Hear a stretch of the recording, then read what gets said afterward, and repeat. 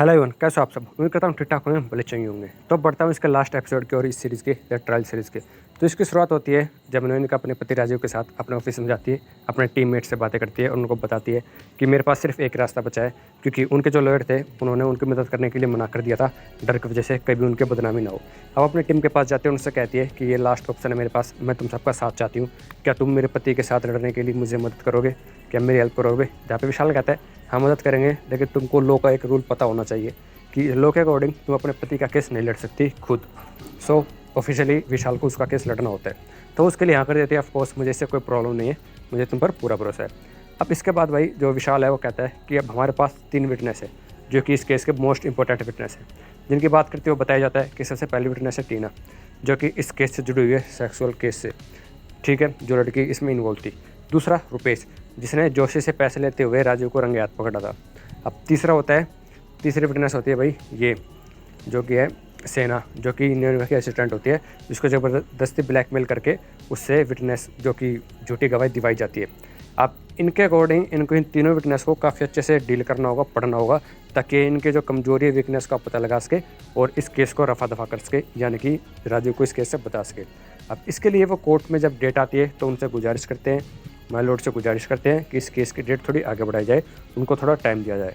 जहाँ पे कोर्ट का ऑर्डर आता है कि ये केस सिर्फ एक नॉर्मल केस नहीं है, बल्कि हमारी जो जुडिशरी है उसके ऊपर भी एक सवाल, एक डप्पा है, तो इस केस को जितना जल्दी तुम सोल्व करोगे मेरे लिए उतना बेटर होगा, और इसके लिए मैं तुमको सिर्फ 1 हफ्ते का टाइम देता हूँ। इस 1 हफ्ते में तुम इस केस को सोल्व करना, इससे ज़्यादा 1 दिन भी ज़्यादा मैं तुमको नहीं देने वाला। अब इसके लिए विशाल हाँ कर देता है।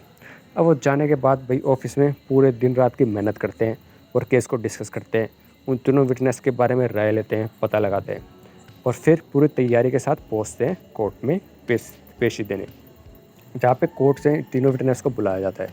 अब पहला विटनेस आता है भाई टीना से पूछा जाता है क्या तुम इस केस में इन्वॉल्व थी, यानी कि राजीव के साथ। जब वो कहती है हाँ ऑफ कोर्स, राजीव को फ्री के गिफ्ट्स बहुत ज़्यादा पसंद होते हैं, और जैसे कि उसको गिफ्ट के तौर पर मैं मिली थी तो वो मुझे ही पसंद करता था, और हमारा जो ये अफेयर था ये इसके लॉयर बनने से पहले से शुरू हुआ था और इसके जेल जाने के बाद ख़त्म हुआ था। यह बात सुनने के बाद उनका काफ़ी हर्ट होती है, लेकिन यह अपने आप को कंट्रोल करती है। अब इसके बाद उससे पूछा जाता है कि जब तुम राजीव के पास जाती थी तो क्या राजीव तुमको पैसे देता था। जब वो कहते हैं कि हाँ देता था। फिर उसको सवाल उठाया जाता है और विशाल कहता है जब तुमको पैसे मिलते थे तो तुम क्यों कहती हो कि तुम एक गिफ्ट के तौर पर उसके पास गई थी, फीस के तौर पर उसके पास गई थी उसके क्लाइंट के। ये सब झूठ है, अगर तुमको पैसा मिलता है तो। चाहे वो चुप हो जाती है क्योंकि ये सच होता है। अब इसके बाद सेकंड विटनेस की बारी आती है। सेकंड विटनेस के लिए बुलाया जाता है रुपेश को, जो कि जिसने देखा था जोशी से 10 लाख रुपए लेते हुए।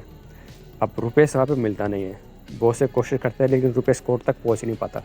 फिर में बैकलैश में दिखाया जाता है भैया कि जब रुपेश की गवाही होती है उससे 1 दिन पहले नोनिका और उसका दोस्त यानी कि राजीव का दोस्त, जो कि पॉलिटिकल पार्टी में काफ़ी बड़ा हिस्सा रखता है, पॉलिटिकल में उसकी काफ़ी जानकारी होती है, वो जाते हैं रुपेश को बुलाते हैं एक बेसमेंट में, पार्किंग बेसमेंट में, और उससे डील करते हैं। उससे कहते हैं कि ये रहे पासपोर्ट हांगकॉन्ग की और ये रहे तुम्हारा वीज़ा, तुम वहाँ पे जाके शिफ्ट हो जाओ और यहाँ पर कभी मत आना।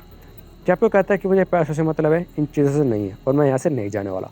यहाँ पे नोनिका उसको समझाती है, उसको ब्लैकमेल करती है और उसको कहती है कि अगर तुम नहीं जाते हो तो इस केस के बाद तो तुम आज़ाद हो जाओगे, लेकिन इसके बाद ये जो आदमी खड़ा है जो कि पॉलिटिकल से काफ़ी रिलेट है, ये तुमको तुम्हारे ऊपर इतने इल्ज़ाम लगाएगा, इतने केस लगाएगा कि संबंध तुम्हारे घर तक आते जाते रहेंगे काफ़ी ज़्यादा।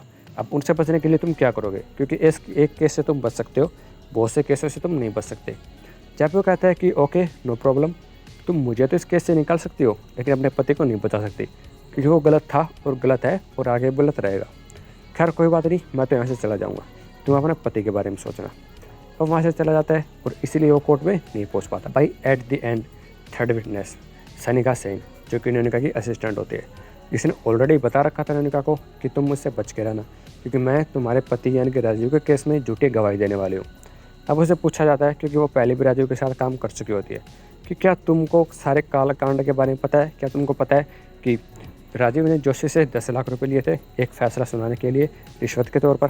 कैप्यो कहती है कि आई एम सॉरी, मैंने जोशी का नाम पहली बार सुना है, इससे पहले मैंने इसका नाम भी नहीं सुना था। कैप्यो अपने ओपिनियन से अपनी गवाही से पलट जाती है। कैप्यो उसका लॉयर कहता है कि सर ये झूठ बोल रही है, ये अपनी गवाही से पलट रही है। कैप्यो कहते हैं कि सर इससे पहले मैंने सोचा था कि झूठी गवाही दे दूँगी बचने के लिए, लेकिन अब मुझे लग रहा है कि झूठी गवाही देने से कोई फ़ायदा नहीं है, जो भी बोलना है सच बोलना है, सच के सिवा कुछ नहीं बोलना है। तो सच्चाई यही है कि मैं आज तक जोशी को जानते नहीं हूँ। हालाँकि मेरे आने से पहले और मेरे जाने के बाद वो आया हो, इस केस में इन्वॉल्व हुआ हो, तो मुझे पता नहीं। अभी मुझे उसके बारे में कुछ भी नहीं पता है। ये सुनने के बाद जज भी कहता है ओके तुम जाओ। और अब यहाँ पे फैसला आता है कि राजीव को जितने भी इल्ज़ाम से, वे सारे इल्ज़ाम उसके ऊपर से हट जाते हैं। अब घर जाने के बाद राजीव अपनी पत्नी से डिस्कस करता है कि मैं पॉलिटिकल में जाना चाहता हूँ, जहाँ पर उसकी पत्नी मना कर देती है। फिर वो कहता है कि मैं एक प्रेस कॉन्फ्रेंस रख रहा हूँ जहाँ पे मैं सबसे माफ़ी मांगना चाहता हूँ। फिर वो हाँ कर देती है। अब जैसे प्रेस कॉन्फ्रेंस होता है वहाँ पे विशाल, उसका फ़ोन आता है नयनिका के पास, जहाँ पे जो राजीव स्टेज पे होता है। तो वो उसको प्रपोज़ कर देता है, आई लव यू कह देता है और कहता है कि मुझसे शादी कर लो, तो मेरे पास एक मौका है।